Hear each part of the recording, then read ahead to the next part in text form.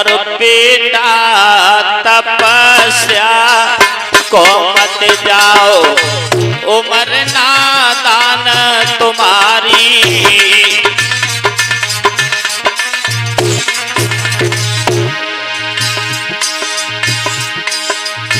बेटा मैं तुझे वन में नहीं जाने दूंगी। अगर तुझे भगवान का भजन करना है तो घर पे बैठ के कर ले बेटा। उम्र नादान तुम्हारी, बेटा तपस्या को मत जाओ, उम्र नादान तुम्हारी।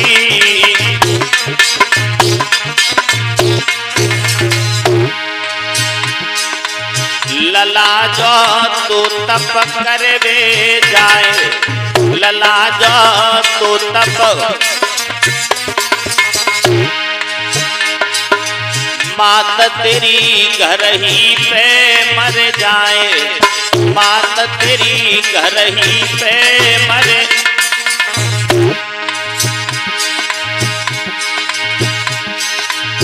मैया तेरी घर ही पे मर जाए, मैया तेरी घर ही। बात लो माने हमारी, बेटा तपस्या को मत जाओ, उम्र नादान तुम्हारी।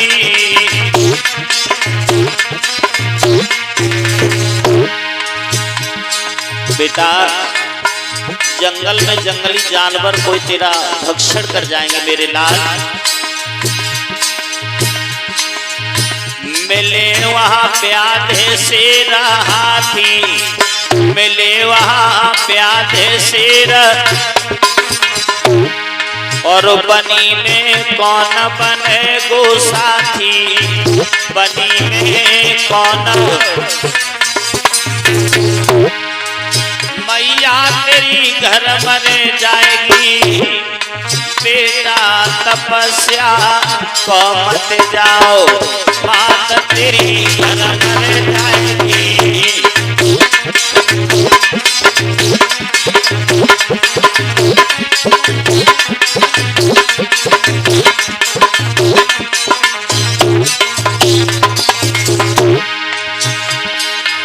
उम्र नादान तुम्हारी, बेटा तपस्या को मत जाओ, उम्र नादान।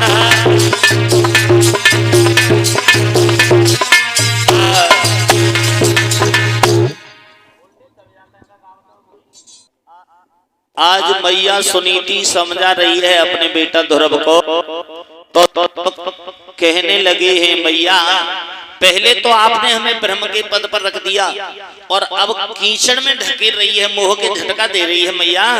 हम जरूर जाएंगे, अगर तू हमें आशीर्वाद नहीं देगी ना तो हम बिना तेरी मर्जी के चले जाएंगे।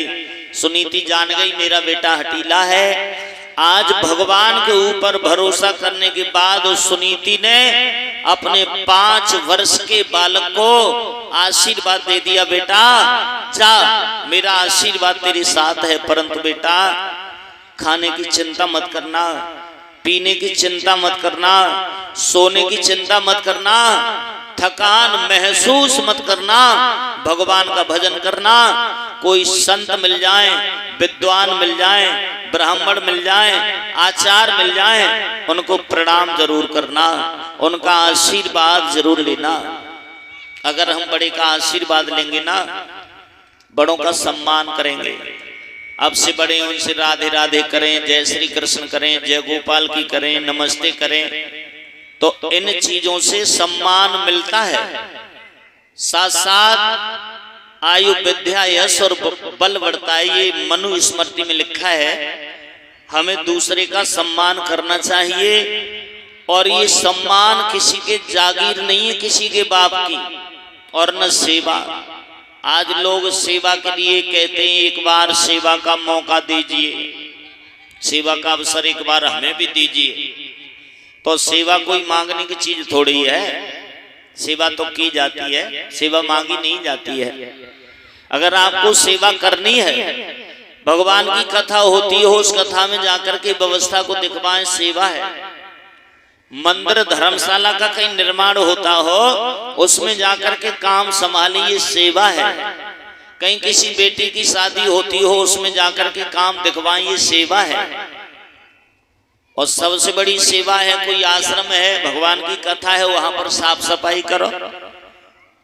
और ज्यादा ही तगड़ी सेवा करनी है, ज्यादा ही तगड़ो आशीर्वाद लेना है, तो एक झाड़ू ले और गलियां साफ करो, जो सेवा है। प्रजा काम से लोग बहुत डरता है। काऊ की शादी हो रही है, पत्तल वाले किराए पर आते ही वो पत्तल उठाए को काम ले लो, ये सेवा है। भगवान कृष्ण ने जब पांडवों ने यज्ञ किया था ना, तो जिस काम को किसी ने नहीं संभाला था, उस काम को भगवान कृष्ण ने लिया और पत्तल उठाने का काम किया था भगवान कन्हैया ने। ये सबसे बड़ा धर्म होता है, सबसे बड़ी सेवा होती है। पर आज तो लोग सेवा मांग रहे हैं, सेवा मांगने की चीज नहीं है, सेवा की जाती है। और वैसे ही सम्मान है, सम्मान लोग मांगते हैं, पर सम्मान मांगा नहीं जाता है, सम्मान किया जाता है।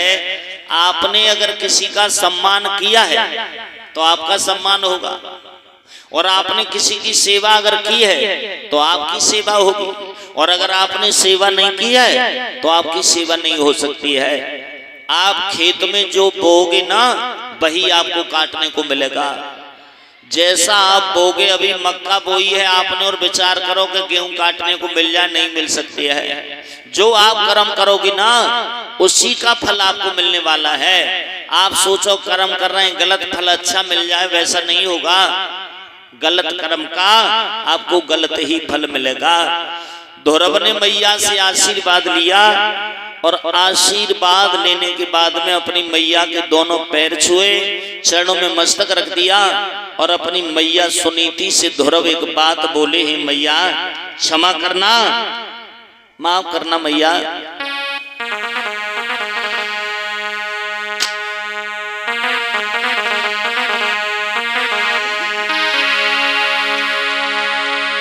अरे जिंदा रहो तो मैयारी में फेर लगाए हो फेरी।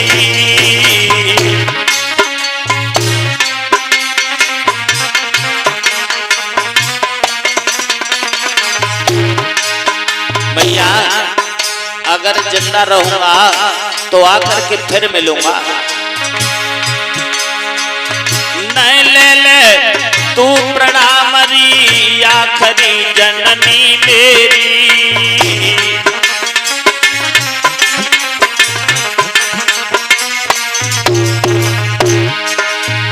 वरना मैया अंतिम प्रणाम मेरी स्वीकार कर ले। जिंदा रहूंगा मिलूंगा, और मर गया तो कोई भरोसा नहीं है। महाराज मात की भर आई है लगी, और रोई रोई के बात ध्रुव से कह गई है दिल की। बेटा घर से बन को चलो, मात आंगन में बिलखत है। बेटा घर से बन को चलो, मैया आंगन में बिलखत है।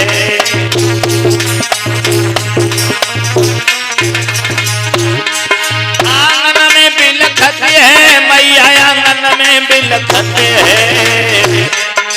बेटा घर से बन को चलो, मात आंगन में बिलखत है।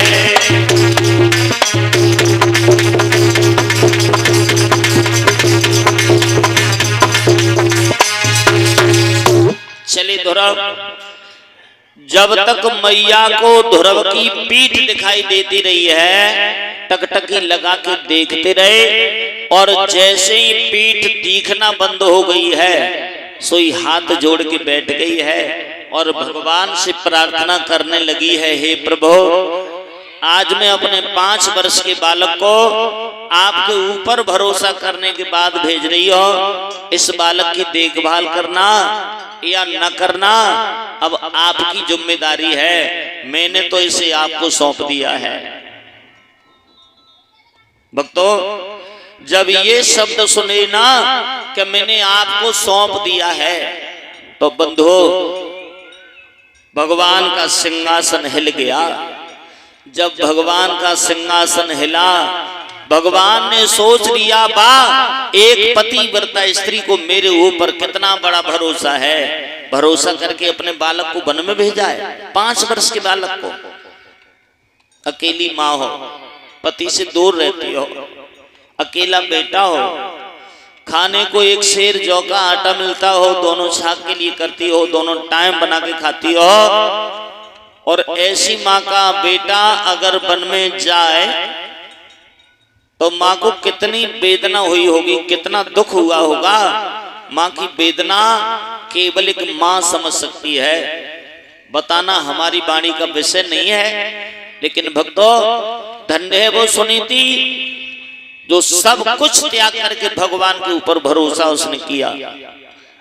आप लोग भगवान के ऊपर भरोसा करके तो देखो एक बार, आप भगवान को अपना बना के तो देखो, आपके गले का हार बन जाएगा, कभी छोड़ के नहीं जाएगा। आप उस भगवान के रास्ता पर पैर रखे तो देखो एक बार, रास्ता से सारे कांटे हटा देगा। आप उस भगवान के लिए दुनिया वाले लोगों से गाली सुन के देखो, दुनिया वाले लोगों से अपशब्द सुन के देखो, भगवान के लिए तुम्हारी वाणी में अमृत घोल देगा, तुम्हारी वाणी की दुनिया दीवानी हो जाएगी। आप उस भगवान के लिए कुछ लुटा के देखो, आप उस भगवान के लिए कुछ खर्च करके देखो, कुबेर के भंडार भर देगा, इतना देगा जितना हम सोच भी नहीं सकते, हमारी औकात से भी ज्यादा हमें देगा। वो परमात्मा बड़ा दयालु है, बड़ा उदार है। दुनिया वाले लोगों के सामने रो रहे हैं हम, दुनिया वाले लोगों के सामने दुख बता रहे हैं हम। जो आदमी पहले से दुखी है उसके सामने दुख बताओ तो क्या वो हमें सुखी कर सकता है? कभी सुखी नहीं कर पाएगा। एक तो उसे अपना दुख है, दूसरा आप और अपना दुख बता रहे हो, उसका तो डबल हो जाएगा, फिर आपको सुखी कैसे करेगा? जा संसार के जीव से कभी कोई आस नहीं हो सकती है। क्यों? क्योंकि सारी दुनिया दुखी है। कोई आदमी इस संसार में हमें सुखी नजर नहीं आ रहा है।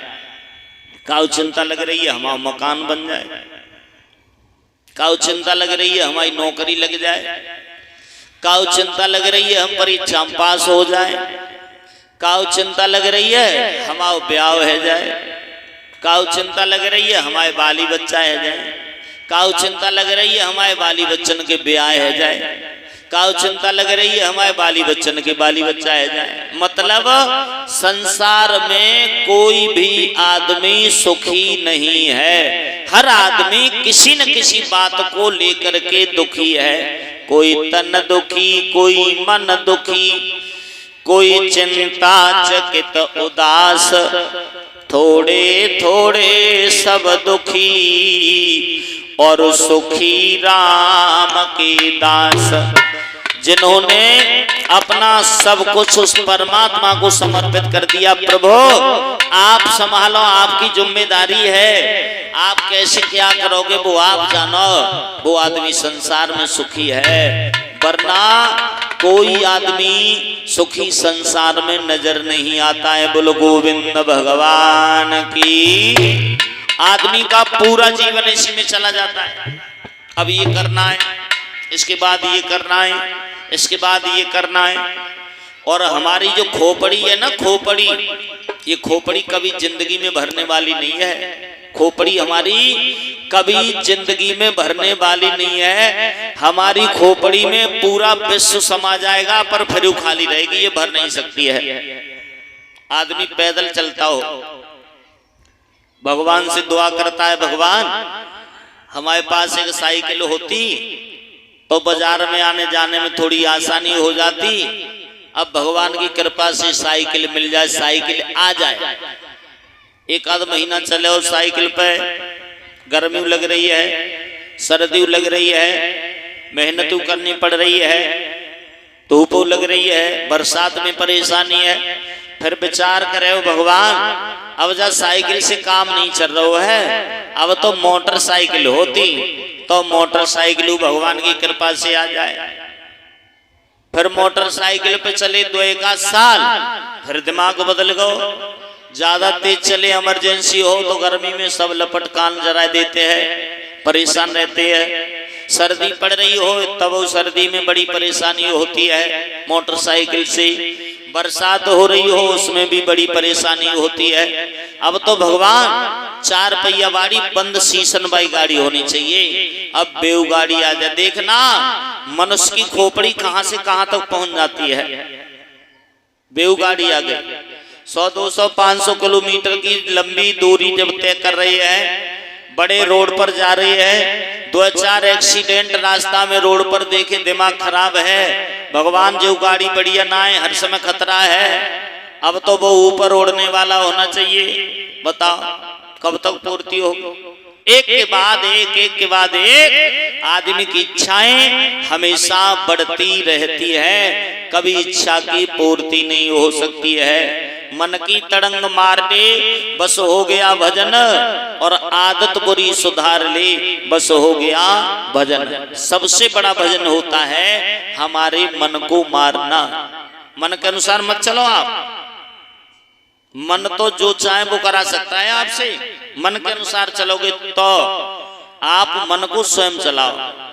आपको मन कर रहा है क्या हमें आज शेखुपुर में चोरी करनी है, मन कर रहा है तो मन को करने दो, पर आप मन जाओ मन के साथ। अब मन चोरी अकेला नहीं कर सकता है, मन के साथ शरीर को लेकर के अगर हम चले गए तो खतरा पैदा हो सकता है। मन जा रहा है जाने दो। आज मन कर रहा है कि रसगुल्ला खाना है और आपने इसे खिला दिया, तो ईमानदार हो तो ना है कि एक दिन खाए के शांति से बैठ जाए, अगले दिन फिर मांगे वो रसगुल्ला, फिर लाओ खिलाओ। तासे पहले ही मान लो ना मन को, अरे छोड़ो रसगुल्ला नहीं खाएंगे।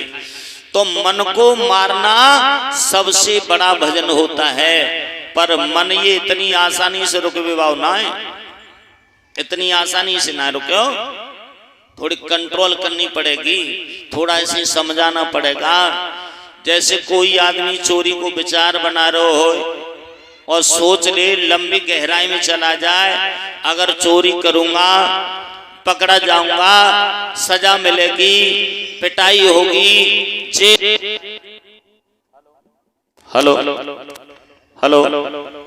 जेल हो जाएगी, समाज में हमारी बेइज्जती हो जाएगी, तो मन मर जाएगा।